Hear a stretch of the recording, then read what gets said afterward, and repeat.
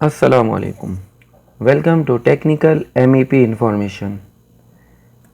आज हम देखेंगे इस वीडियो में कि हम डक्टिंग का एरिया और पैरामीटर कैसे बहुत आसानी के साथ मालूम कर सकते हैं, वो भी बगैर किसी फार्मूले के। वीडियो शुरू करने से पहले मैं थोड़ा सा बता दूं अपने बारे में, थोड़ा सा इंट्रोडक्शन 2-3 मिनट का। और तो ये कि मैं एक हफ़्ते से वीडियो अपलोड इसलिए नहीं कर रहा था कि मेरे पीसी में इस किस्म का एरर शो हो रहा था, और इस एरर की बहुत सारी वजूहात होती हैं शो होने की। तो ये एरर जो है, इस एरर के लिए मैं एक पूरी वीडियो बनाऊंगा और उस वीडियो में बताऊंगा कि ये एरर किस तरीके से सॉल्व होता है और किस तरीके से जाता है। इसके अलावा वीडियो शुरू करने से पहले मैं अपने बारे में थोड़ा इंट्रोडक्शन और इस पेज के बारे में थोड़ा इंट्रोडक्शन देना चाहूँगा। मेरा नाम इनामुल हक है और ये पेज मैंने बनाया था शुरू में, अगर आप देखें वीडियोस बच्चों की डाली थी वीडियोस, ये बनाया था मैंने अपने बच्चों के लिए पेज बनाया था कि मैं बच्चों की वीडियो अपलोड करूँगा। इसके बाद मैंने अपने ऑटोकैड की वीडियोस अपलोड करना शुरू करी और उस पर मुझे कुछ अच्छा रिस्पांस नहीं मिला, तो मैंने न्यूज़ की वीडियोस अपलोड करना शुरू करी, कुछ टेक्निकल वीडियोस भी अपलोड करी। तो अब at the end of this one, तो मैं कुछ वीडियोस टेक्निकली इसमें अपलोड करूँगा और कुछ एमईपी के लिहाज से अपलोड करूँगा, और जो कुछ लेटेस्ट न्यूज़ होंगी उसके बारे में भी वीडियोस अपलोड होती रहेंगी। और चैनल को सब्सक्राइब करने का मैं इसलिए नहीं बोलता हूँ कि जिसको मेरी वीडियो पसंद आती है वो खुद सब्सक्राइब करेगा और जिसको नहीं पसंद आएगी वो नहीं करेगा। तो शुरू करते हैं फिर आज की क्लास और देखते हैं कि हम डक्टिंग का एरिया और पैरामीटर कैसे वेरी क्विकली ले सकते हैं विदाउट फार्मूला।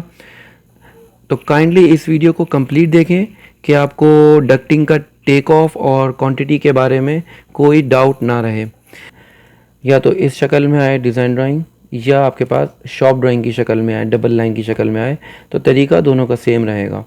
ठीक है, तो शुरू करने से पहले मैं एक बात और क्लियर कर दूं कि इसमें दो तरीके हैं कि आप रिड्यूसर, एल्बोज या फिटिंग्स, जो भी फिटिंग्स हैं उसको आप शामिल करना चाह रहे हैं अपने डक्टिंग के अपने टेक ऑफ में, या रिड्यूसर और टेक ऑफ को अलग से लेना चाह रहे हैं। तो वेरी सिंपली, अगर आप टेक ऑफ में शामिल नहीं करना चाह रहे, इस फिटिंग्स को अलग से काउंट करना चाह रहे हैं, तो आप जो है सिर्फ फिटिंग्स, सिर्फ डक्टिंग की आप क्वांटिटी लेंगे, सिर्फ डक्टिंग की डायमेंशन लेंगे।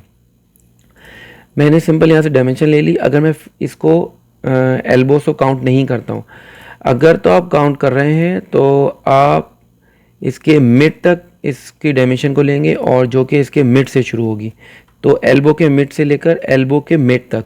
इसी तरीके से हम आगे देखेंगे कि एल्बो के मिड से लेकर आपके रिड्यूसर की मिड तक ये डायमेंशन हो गई इस डक्ट की। आगे दोबारा लेते हैं हम लोग, इस रिड्यूसर से लेकर इसके एंड तक ये डायमेंशन हो गई इसकी।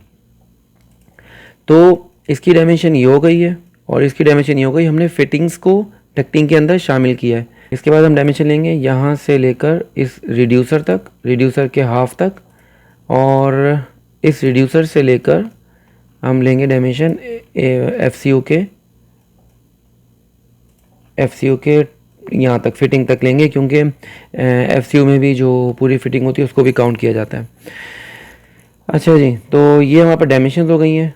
इसके अलावा अच्छा, डक्टिंग के बारे में सबसे पहले मैं बता दूं कि 650 मल्टीप्लाई बाय 200, वेरी क्विकली हम थोड़ा सा ऊपर ओवरव्यू करेंगे कि हमें 650 का ये मतलब हो गया कि इसकी विड्थ, हमें ड्राइंग में इसकी विड्थ नज़र आ रही है 650, जो कि हाइट हमें नज़र नहीं आती। 2D ड्राइंग में, ऑटोकैड में हमें हाइट विजिबल नहीं होती, हमें जो विजिबल होती है वो सिर्फ इसकी विड्थ विजिबल होती है, जो कि 650 है mm, 650 mm।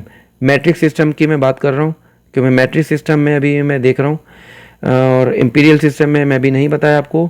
50 मल्टीप्लाई बाय 200, 650 हो गया हमारे पास विड्थ, और 200 हो गया हाइट। लेंथ हमने मालूम करनी है विद डायमेंशन। तो ये तीन चीज़ें हमें मालूम हो गई हैं। अब इसका लेंगे कैसे एरिया, उसके लिए ये एक एक्सेल की शीट है और जिसमें टाइटल है डक्टिंग BOQ फॉर प्रोजेक्ट। आपने अपना नाम लिखना है, प्रोजेक्ट का नाम, आइटम नंबर्स हो गए, और डक्ट साइज़ आपने यहाँ पे mm में वैल्यूज़ पुट करनी है, 800, 550 एग्जाम्पल दी हुई है, और इसकी लेंथ ये mm में हो गई। उसके अलावा आपका फ्लोर्स, किस फ्लोर में या एरिया, इस फ्लोर में कोई स्पेसिफिक एरिया, उसमें आप बाद में कुछ मॉडिफिकेशन भी कर सकते हैं इसके अंदर, जो भी आपको इसमें काउंट करनी हो एरिया वाइज, उसमें मॉडिफिकेशन आप कर सकते हैं। उसके बाद इसके विड्थ जो कि डिवाइड हो रही है मीटर में, 850 को डिवाइड किया 1000 जो कि मीटर में डिवाइड हो गई है ये। यहाँ सबसे पहले मैं वैल्यूज़ इंसर्ट कर देता हूँ, उसके बाद हम देखते हैं। तो वैल्यूज़ इंसर्ट करने के लिए मैं इसको सिंपली ड्रैग कर रहा हूँ यहाँ पर।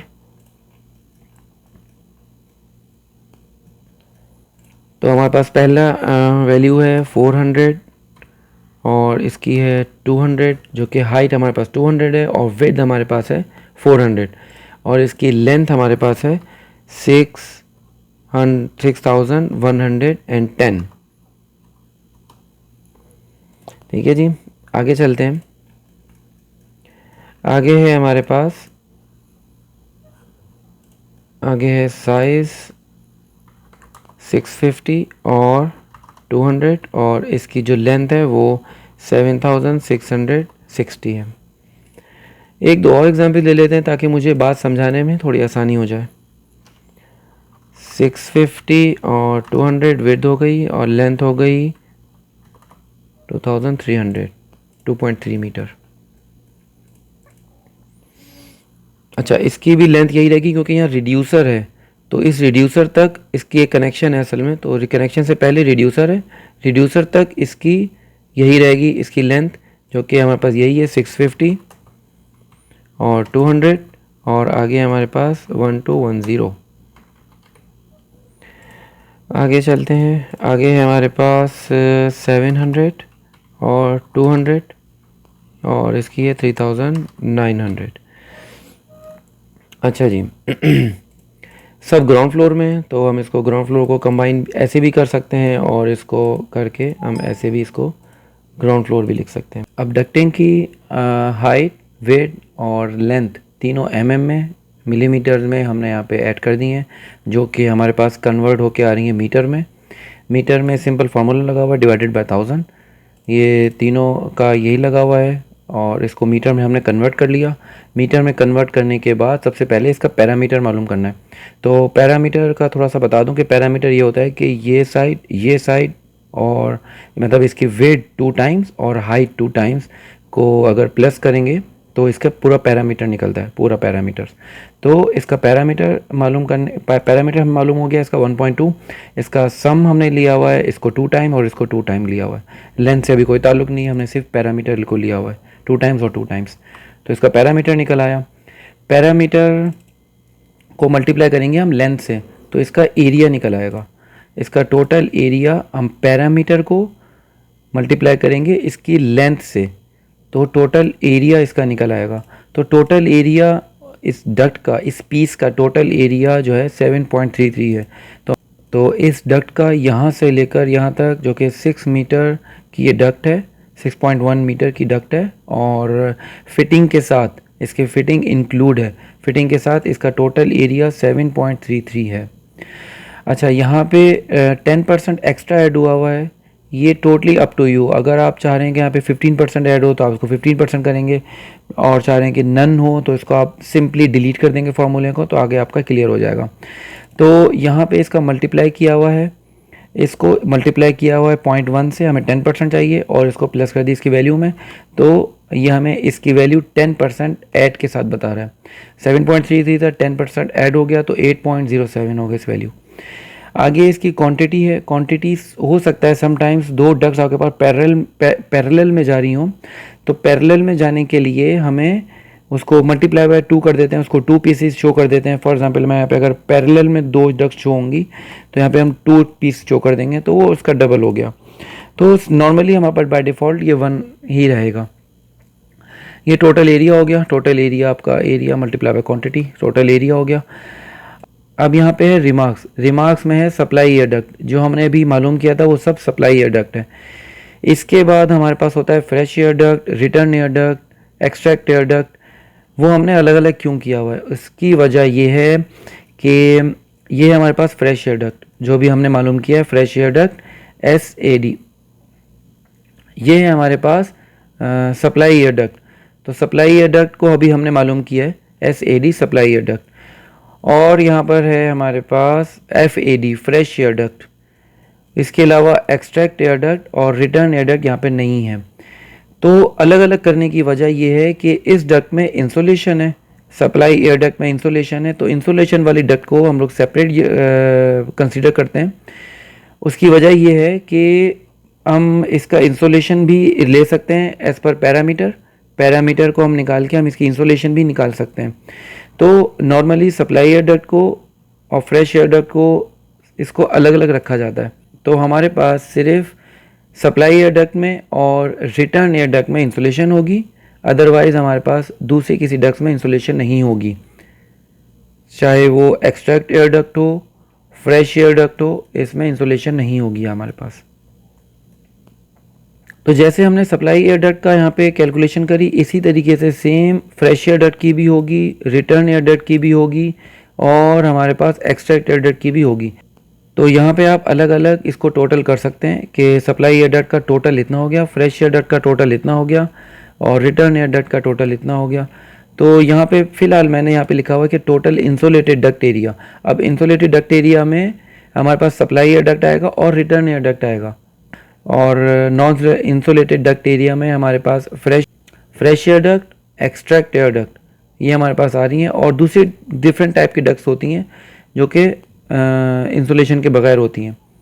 जो इंसुलेशन के साथ डक्ट होगी वो इंसुलेशन को सेपरेटली काउंट करेंगे, और जो इंसुलेशन के बगैर होगी उसको आप अलग काउंट करेंगे।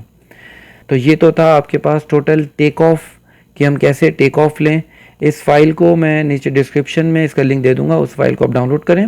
डाउनलोड करने के बाद इसमें कोई भी मॉडिफिकेशन है उसको वेरी इजीली आप इसमें कर सकते हैं, और फार्मूले भी बहुत इजी लगे हुए हैं। ये बहुत इजी सिंपल फाइल है, इसमें कुछ इतना प्रॉब्लम नहीं है। तो आप इसकी MM में वैल्यूज़ पुट करेंगे, क्योंकि ये मैट्रिक फाइल है, मैट्रिक सिस्टम फाइल है, तो इसका जो एरिया निकल कर आएगा वो मीटर स्क्वायर में आएगा। तो इस वीडियो की रिक्वेस्ट मुझे कमेंट में और इनबॉक्स में कहा गया था कि हमें डक्टिंग की टेक ऑफ की और पैरामीटर की हमें तरीका बताया जाए। तो अगर आपको भी कोई ऐसा तरीका, आपको भी कोई कुछ तरीका जानना है या कुछ ऐसी इन्फॉर्मेशन चाहिए, तो मुझे कमेंट में या इनबॉक्स में करके मुझे बताएं, ताकि मैं उस पर कोई वीडियो बना के आपको दे सकूं। तो मिलते हैं अगली वीडियो के साथ, तब तक के लिए अल्लाह हाफ़िज़।